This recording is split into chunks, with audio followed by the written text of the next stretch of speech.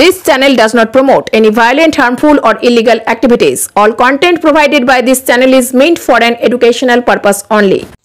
কাশ্মীরের পেহেলগাঁওয়ে নিষ্ঠুর জঙ্গি হামলার প্রতিবাদে নিহতদের প্রতি শ্রদ্ধা ও সমবেদনা জানিয়ে বৃহস্পতিবার রঘুদেবপুর পাঁচলা মোড়ে শ্রীকৃষ্ণ চৈতন্য মহাসংঘের সদস্যরা সন্ত্রাসবাদের বিরুদ্ধে প্রতিবাদ জানিয়ে পাঁচলায় পথে নামল।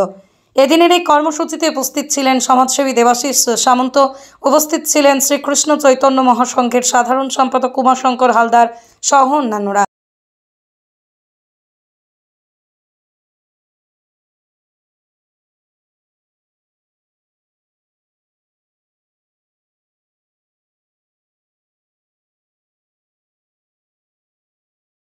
আমরা না, পুরো দেশ জানে, সারা রাজ্য জানে যে বেশ কিছুদিন যাবৎ আমাদেরই নিজেদের রাজ্যে মুর্শিদাবাদের শামশেরগঞ্জ এবং এছাড়াও মুর্শিদাবাদের বিস্তীর্ণ এলাকা জুড়ে, তার সাথে গত পরশুদিন আপনারা জানেন যে আমাদের ভারতবর্ষের তথা পৃথিবীর ভূস্বর্গ কাশ্মীর, সেই কাশ্মীরের পেহেলগাঁওতে 28 জন পর্যটককে যেভাবে হিন্দু হিসাবে চিহ্নিত করে তাদের উপরে অত্যাচার হয়েছে, আক্রমণ হয়েছে এবং তাদেরকে হত্যা করা হয়েছে, এরই প্রতিবাদে আমরা পাকিস্তান জঙ্গিবাদ এবং মৌলবাদের বিরুদ্ধে আজকে শ্রীকৃষ্ণ চৈতন্য মহাসংঘের পক্ষ থেকে পথে নেমেছি।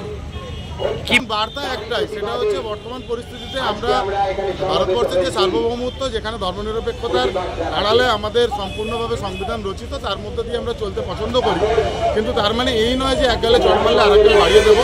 চড়ের পাল্টা চড় চলবে, যেমন বন্ধু তৈরি হবে তেমন তার আতিথেয়তাও পাবে। ভারত সরকার বেশ কিছু সদর্থক পদক্ষেপ নিয়েছে, কিন্তু যে ন্যাক্কার ঘটনা ঘটেছে এই সদর্থক যে কোনো পদক্ষেপই ভারত সরকারের পক্ষ থেকে বর্তমান নেওয়া হোক না কেন, সেটাই দেশবাসীর প্রাণের জ্বালা মিটছে না। তো তার জন্য পুনরায় বড় কিছু প্রতিশোধের জন্য ভারত সরকারকে প্রস্তুত হওয়া দরকার। সাধারণ মানুষের পক্ষ থেকে এই আটটি আছে, আমাদের সংগঠনের পক্ষ থেকেও একই আটটি ভারত সরকারের কাছে। উমাশঙ্কর হালদার, শ্রীকৃষ্ণ চৈতন্য মহাসংঘের সাধারণ সম্পাদক। ব্যুরো রিপোর্ট, আমার কলম।